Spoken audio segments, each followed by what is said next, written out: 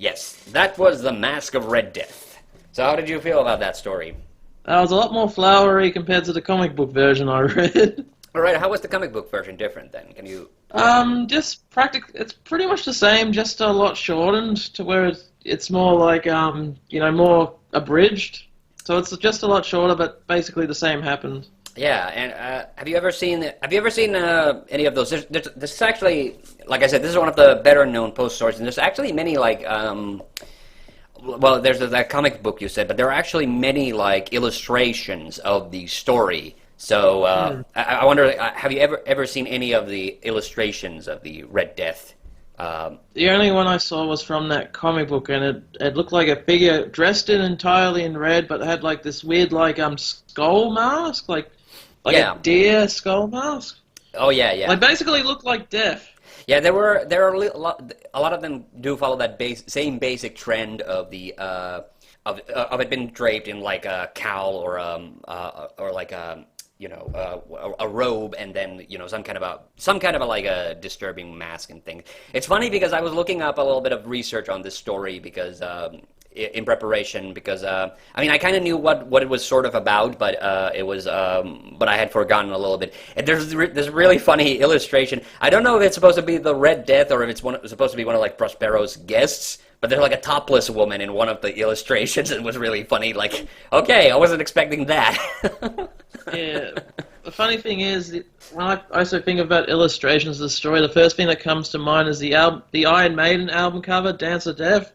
Oh yeah, that's another thing. Like that's the thing that I was also beginning to think about. Like maybe that was the inspiration, because Iron Maiden do have a lot of like classic story influences, and they, of course, like we've mentioned before, they have a song called "Murders in the Rue Morgue," which, of course, unfortunately, doesn't have anything to do with the short story. Though they just borrowed the title because it's a good title. Okay, so there's obviously like this is kind of one of those. This is again, it says Prince Prospero, and it doesn't give any like definitive location to the story. So this is kind of a little bit like Hop Frog again, that this is like in some weird fairy tale kingdom taking place, this entire story, sort of. Some sort of fictional kingdom. So it's a little abstract in that sense. There's just this weird figure that suddenly shows up and everybody starts dropping dead. So, That's what I was thinking too when I read it. I was thinking it's like part of like the Hop Frog universe. Yeah.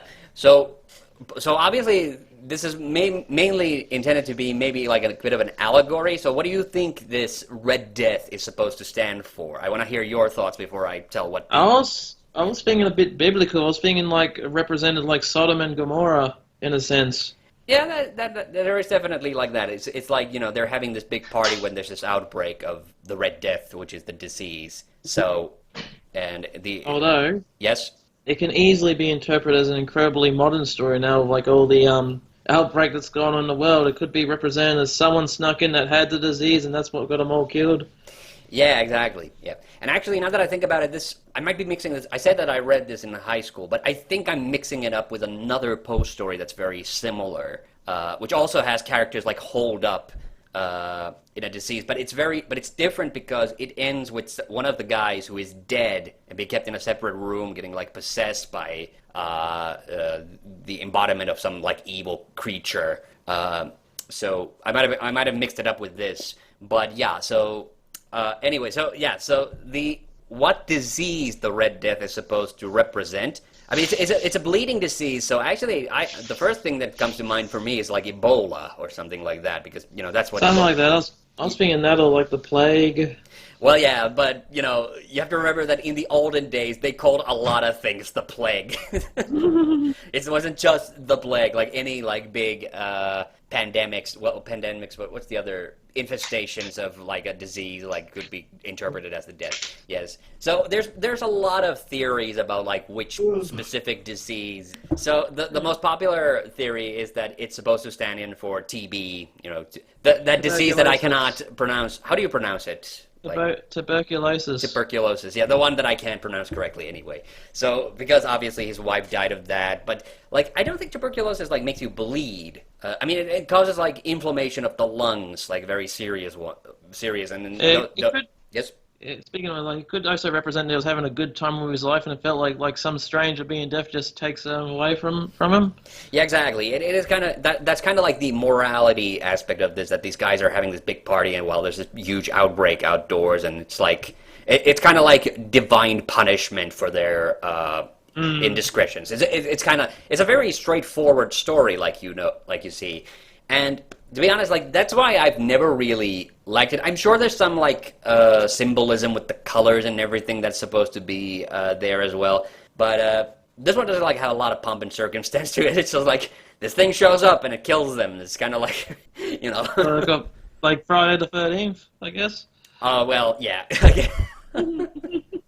Yeah, maybe. Yeah, there's a lot of things in this story that mean a lot different today. Oh, yeah, but like I was about to go into that. Like so because you requested it and because you knew the story, I obviously wanted to do it. But I was a little worried that it might be a bit more boring. But luckily, our reading and especially like your sound effects made this a lot funnier.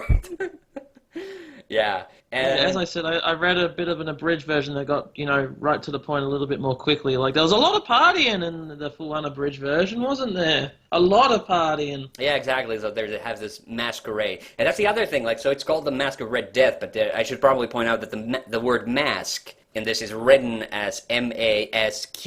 I've noticed that clever pun there. Yeah. Well, I'm not sure it is a pun. I think that's just how you wrote mask in the early 1800s before it got changed to mask, because that tends to happen with language over time, and it's obviously. Well, now it's an unintentional pun because it could be mask as in mask of it, or the Masque of Red Death as in it ends up becoming Death's party. You know what? It's also really funny. I didn't stop to comment on it, but while I was reading it, and now I'm freaking lost my place. So there were a couple of words that were in like italics and had like weird, hyphens and stuff on them, but they're just like English words now. I guess they were not common words when this story was published, so that's why they are in italics. Let me see if I can.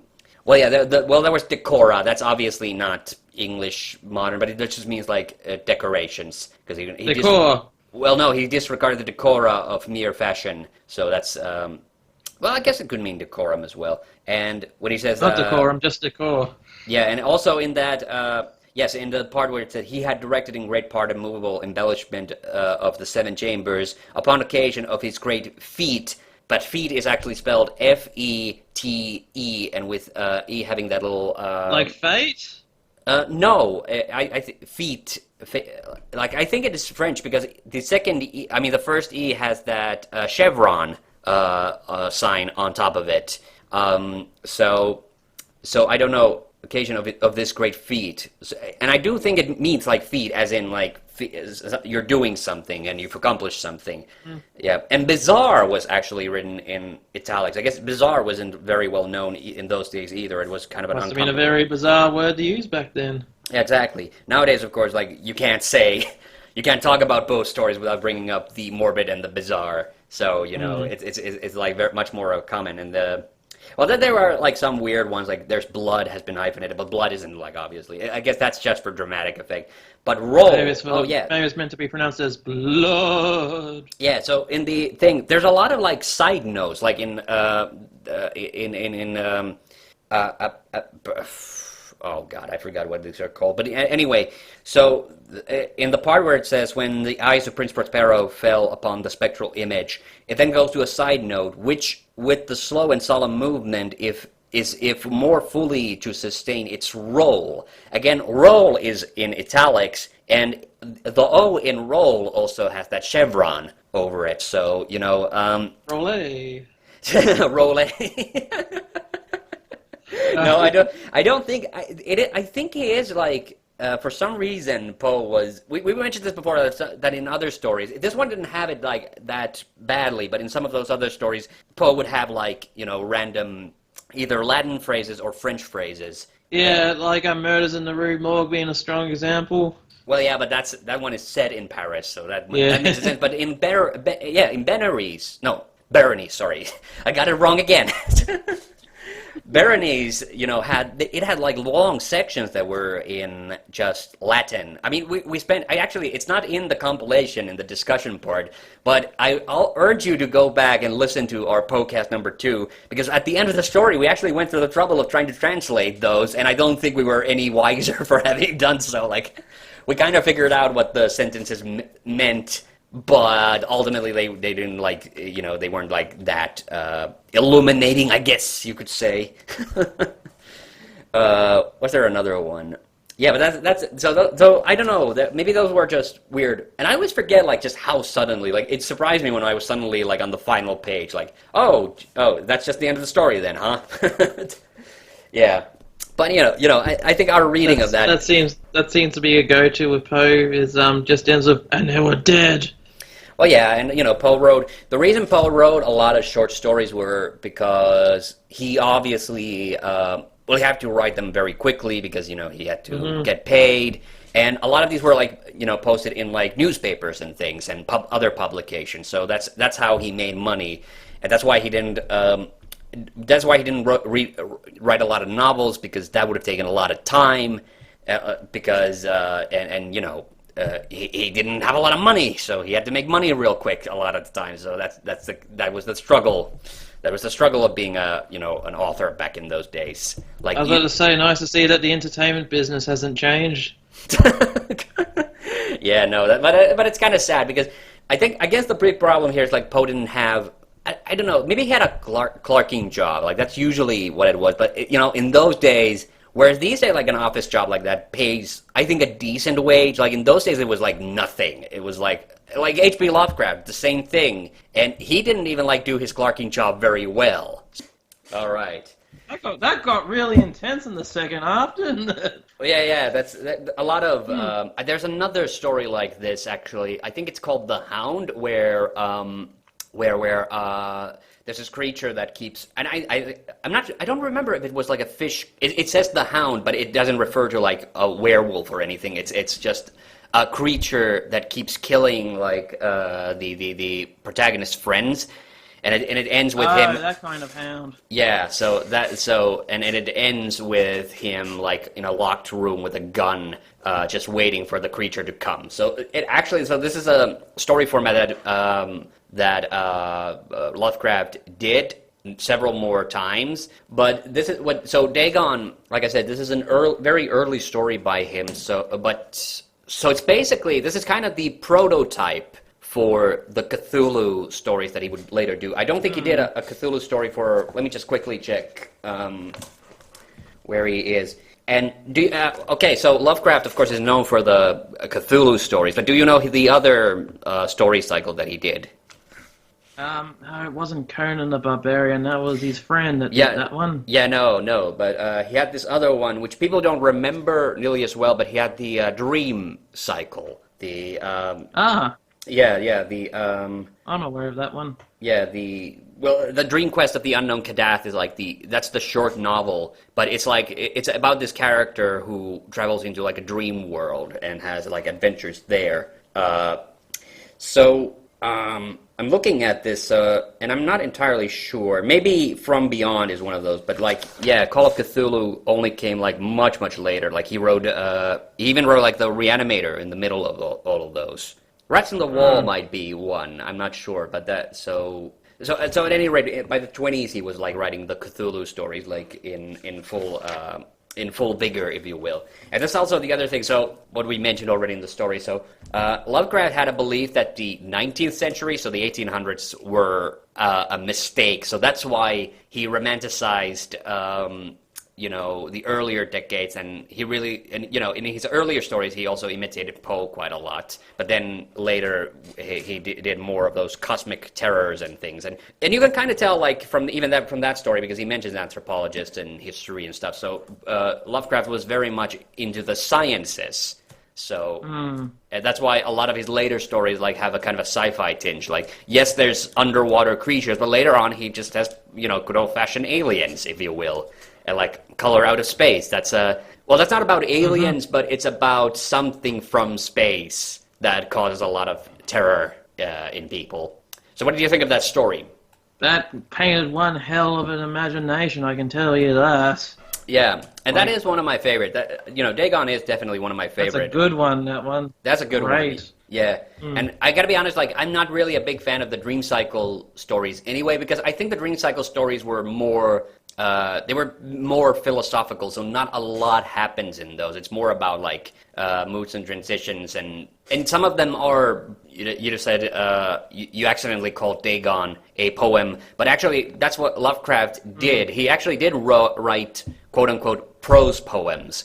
Dunwich Horror, that's a Cthulhu mythos story, definitely. So that's one that we probably should do. And actually, yes, that one has actually the Necronomicon in it as well. Oh, nice. Yes, the Necronomicon, I think. Actually, I don't remember where it might have been actually in TheHande. They do mention. I think they mention it. But I think there's an earlier. There's also a much earlier story where they mention it as well. Wasn't Mountain of Madness an early one too? Was that No, that was actually much later. And at the Mountains of Madness, that's another one of his like short novels. So he actually did that after the Dream Quest of the Unknown Kadath, and he did that after Charles Dexter Ward. So that was actually one of his very latest. And actually, like that's the thing. Like I mentioned with Poe, Poe only wrote one short novel as well, and mostly it was short stories. But actually, with Lovecraft, what happened was that he wrote a lot of short stories early on, and then later in his life, he was trying to write much more like bigger stories. So that's why he did a lot of short novels and then just novellas, if you will. Reanimator is a good one. That's not a novel. Oh, that's a great one. Yeah, but that's not a novel. That's just a serialized short story that is in several parts. But it is a short story still. It's not nearly long enough to be a novel or a novella. So yeah. Okay.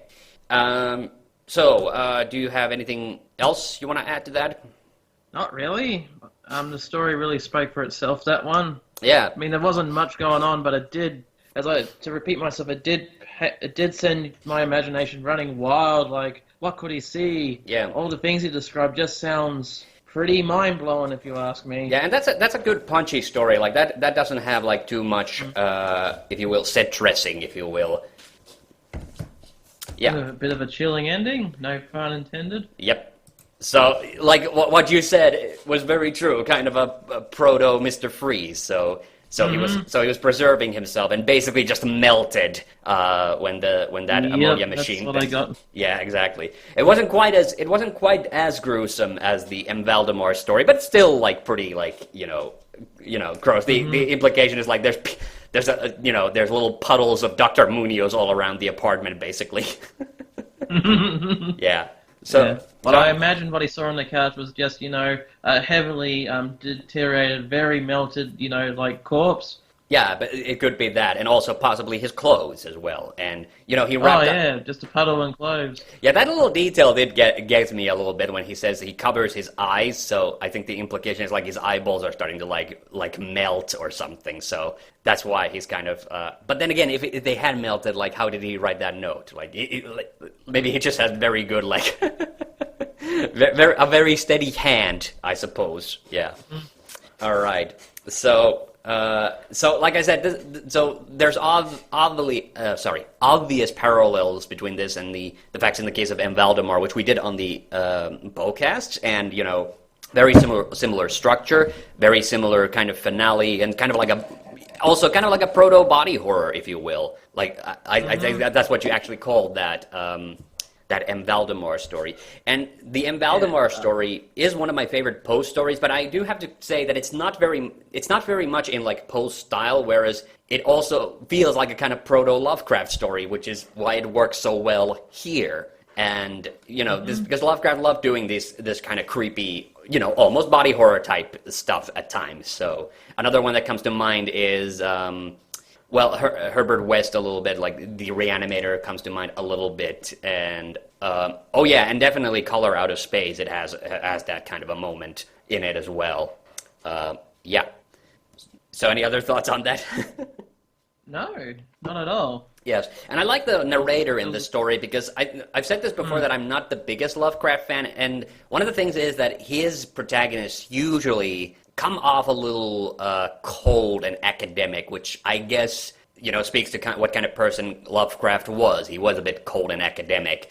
So that's why I don't usually feel very sorry for the protagonists in these stories, even when horrible stuff happens to them. But this is like a very different kind of thing because you have Dr. Munoz, and Lovecraft. We've established already in this story, kind of established Lovecraft. It was a pretty big racist, but he does paint Munoz in a very sympathetic light. He rescues the protagonist, and then the protagonist does everything he can to try to save him, but then it's just all for nothing. it almost seems kind of, if you look at it in a certain way, it almost feels kind of romantic if you think about it. Oh boy. Yeah, no, but it is interesting. It is interesting. Okay, he does, what does kind of come through here is, Lovecraft's distaste for, the, if you will, the working class Latino population. So that's what Mrs. Herrero kind of, represents. Whereas Dr. Munoz is kind of like the old world Spanish, aristocrat doctor kind of personality. Mm-hmm. So, there is still that class division thing if you want to look at it. But it's still kind of interesting because, because Lovecraft was, considering what kind of person Lovecraft was, that he would still take an ethnic character and basically make him the lead figure and kind of the tragic lead figure of a story. So, in that regard, this is kind of fun. This is one of the few times when, yes, it is this smidgest bit racist, but it's very mild and actually serves as an interesting I always crack up. I always forget Mrs. Herrero and that whole long bit of Spanglish that he pulls off at the start. It sounds terrible. Yeah, it is. It is absolutely. It is absolutely like a cartoon. Like a cartoon accent, basically, but it does it does shake you up a little bit at the start and gets you kind of laughing before all the horrible shit happens. Yeah, so there's that. Yeah, I love this story. This was one of those. Yes. It's the way I think about it is if I wanted to see this produced into a movie, I think it'd work as an episode of a Tales from the Crypt esque sort of show, a part of a horror anthology. I think that's where it might work well. You know what? I did do a little bit of research, but this was already a couple of weeks ago so I don't remember it. But I do think this has been the story has been adapted into possibly a television show or very loosely into some movie, but I'm not entirely sure. So I need to recheck that for the next... The movie that comes to mind actually is The Incredible Melting Man, but that movie's terrible. Don't watch it. The Incredible Melting Man. Oh, yes, and speaking of Lovecraft movies, I mentioned The Color Out of Space already. Guess what? It's been adapted into a movie last year. Yes, it was. And guess who was in it? I was upset because Nicolas Cage. Yes, Nick fucking Cage. So now I have to see it at some point. There's a few Lovecraft movies you need to watch, but I need to watch that one too. Yeah, I'm just a bit upset that the Blu-ray version wasn't released down here. Damn it! But yeah, the thing about that is that I'm a little worried. I mean, I think it's going to be, because Nick Cage is in it. I'm thinking it's going to be a pretty silly movie, which is weird because The Color Out of Space is actually a pretty dark and almost a little sad story. And actually, that's why it's my personal favorite. Yeah, it's my personal favorite. That's my number one favorite Lovecraft story, and we will definitely do it at some point. But yeah, so that one, another one actually has a very, not famous, but let's say mostly well-received movie adaptation is the Dunwich Horror. I think they made a movie out of that in the 70s, and I think that movie is mostly faithful to the original Lovecraft story. They might have streamlined some of the more incredible parts of it, but mostly I think it's supposed to be a fairly faithful adaptation. But yeah, so I do need to check that color split. Although, yes, one thing did bother me about it. Of course, they did then write the title in American English, so there's no U in color in that. Blasphemy. Yeah, I guess I get why they did it, but still, it kind of bothers me.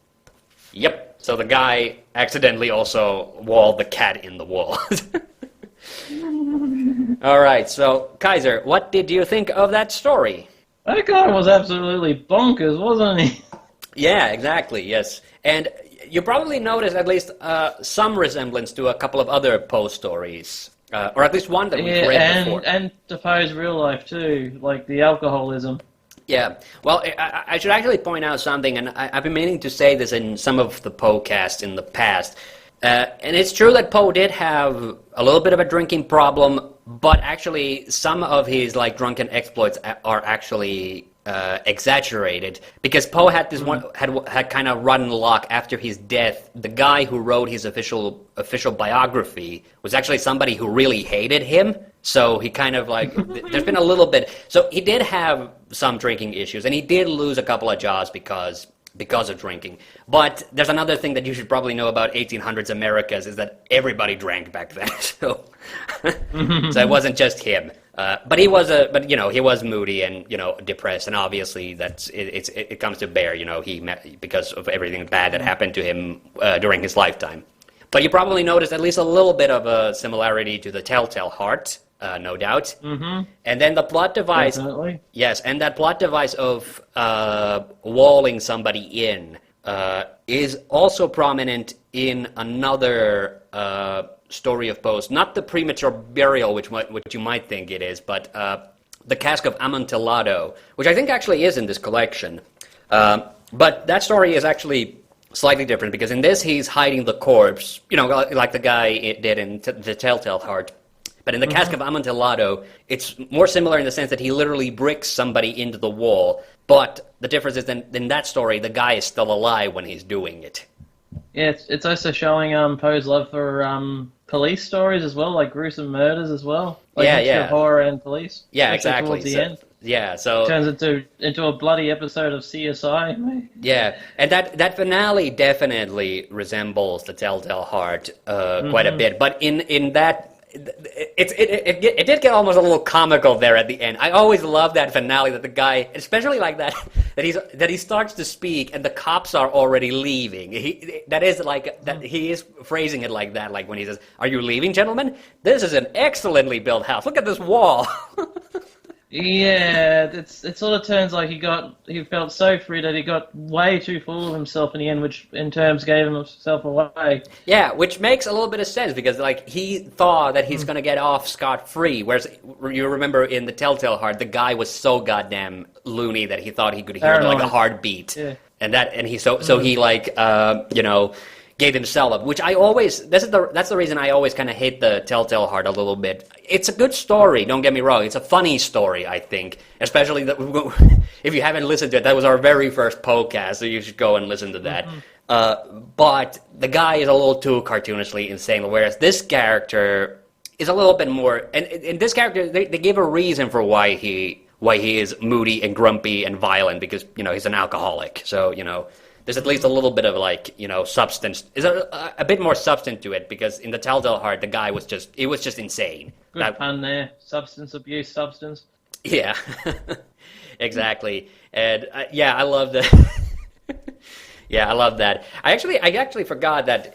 I remembered that the scene where he kills the wife, it went a little bit differently. I remembered that he's going to strike the cat and misses and hits his wife, but then in the story it said that the wife stops him from hitting the cat, and then he gets riled up and then strikes the wife. I always forget that it was 2 strikes. So I'm just saying, that's second-degree murder at the very least. You're out. Yeah. Oh, that's 2 strikes, not 3. Yeah, but I forget. Yeah. I also remember, because I actually wrote a term paper on this story back in university. I think we did it for an imagology course.